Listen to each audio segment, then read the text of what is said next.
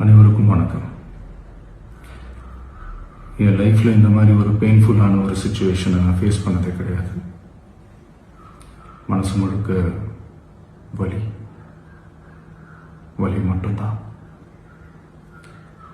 இந்த சுற்றுப்பயணத்தில் என்னென்ன மக்கள் பார்க்க வராங்க, அதுக்கு ஒரே ஒரு காரணம் தான் அவங்க என் மேலே வச்சிருக்கிற அன்பும் பாசம். அந்த அன்புக்கும் பாசத்துக்கும் நான் எப்பவும் கடமைப்பட்டிருக்கிறேன். அதனால தான் இந்த சுற்றுப்பயணத்தில் மற்ற எல்லா விஷயங்களையும் தாண்டி மக்களுடைய சேஃப்டி, அதில் எந்த காம்ப்ரமைஸும் பண்ணிடக்கூடாதுன்றதுக்காக தான் அது என் மனசில் ரொம்ப ஆழமாக இருக்கும் அந்த எண்ணம். அதனால தான் இந்த அரசியல் காரணங்கள் எல்லாத்தையும் தவிர்த்துட்டு ஒதுக்கி வச்சுட்டு மக்களுடைய சேஃப்டி மட்டும் மைண்டில் வச்சுக்கிட்டு அதுக்கான இடங்களை சூஸ் பண்ணுறது, அதுக்கான இடங்களை பார்த்து பெர்மிஷன் கேட்கறது, போலீஸ் டிபார்ட்மெண்ட்டில் அதை ரிக்வெஸ்ட் பண்ணி கேட்போம். ஆனால்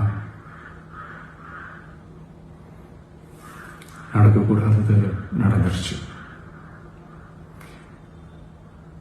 நான் மனுஷன் தானே. அந்த நேரத்தில் அத்தனை பேர் பாதிக்கப்பட்டு இருக்கும்போது எப்படி அந்த ஊரை விட்டுட்டு என்னால் கிளம்பி வர முடியும்? நான் திரும்ப அங்கே போகணும்னு இருந்துச்சுன்னா அதை ஒரு காரணம் காட்டி அங்கே வேறு சில பதட்டமான சுச்சுவேஷன்ஸ், வேறு சில அசம்பாவிதங்கள் அந்த மாதிரி எதுவும் நடந்துடக்கூடாதுன்றதுக்காக தான் நான் அவாய்ட் பண்ணேன்.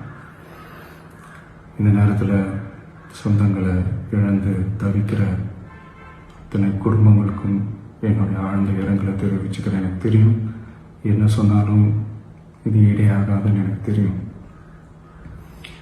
ஹாஸ்பிட்டலில் ட்ரீட் பண்ணிகிட்ருக்கிற எல்லாருமே சீக்கிரமாக க்யூர் ஆகி வரணுன்றதை இந்த நேரத்தில் நான் வேண்டிக்கிறேன்.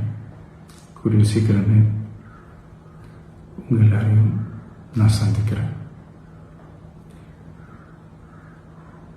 இந்த நேரத்தில் எங்களுடைய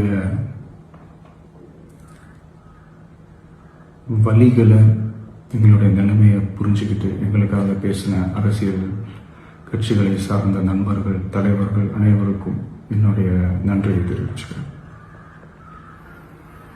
கிட்டத்தட்ட ஒரு 5 மாவட்டத்துக்கு பிரச்சாரத்துக்கு போனோம். இந்த மாதிரி எதுவுமே நடக்கல. ஆனால் கரூரில் மட்டும் ஏன் எப்படி நடக்குது, எப்படி நடக்குது? மக்களுக்கு எல்லா உண்மையும் தெரியும். மக்கள் எல்லாத்தையும் பார்த்துக்கிட்டு இருக்கிறாங்க. கரூரை சேர்ந்த அந்த மக்கள் அந்த உண்மையெல்லாம் வெளியில் சொல்லும்போது எனக்கு கடவுளே நேரில் வந்து இறங்கி அந்த உண்மைகள்லாம் சொல்கிற மாதிரி எனக்கு தோணுச்சு. சீக்கிரமே எல்லா உண்மைகளும் வெளியில் வரும்.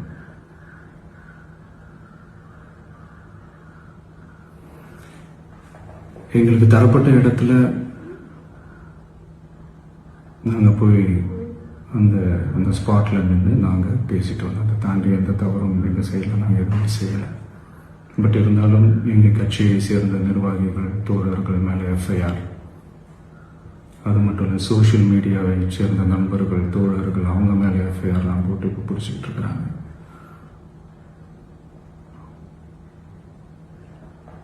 சிஎம் சார், உங்களுக்கு ஏதாவது இந்த பழி வாங்கணும் அப்படின்ற எண்ணம் ஏதாவது இருந்துச்சுன்னா என்ன வேணாலும் பண்ணுங்க. அவங்க மேலே கை வைக்காதீங்க. நான் ஒன்று வீட்டில் இருப்பேன், இல்லை நான் ஆஃபீஸில் இருப்பேன். என்ன வேணாலும் செய்யுங்க. நண்பர்களே, தோழர்களே,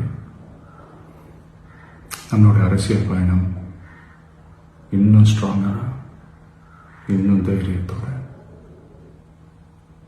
கண்டினியூ ஆகும்.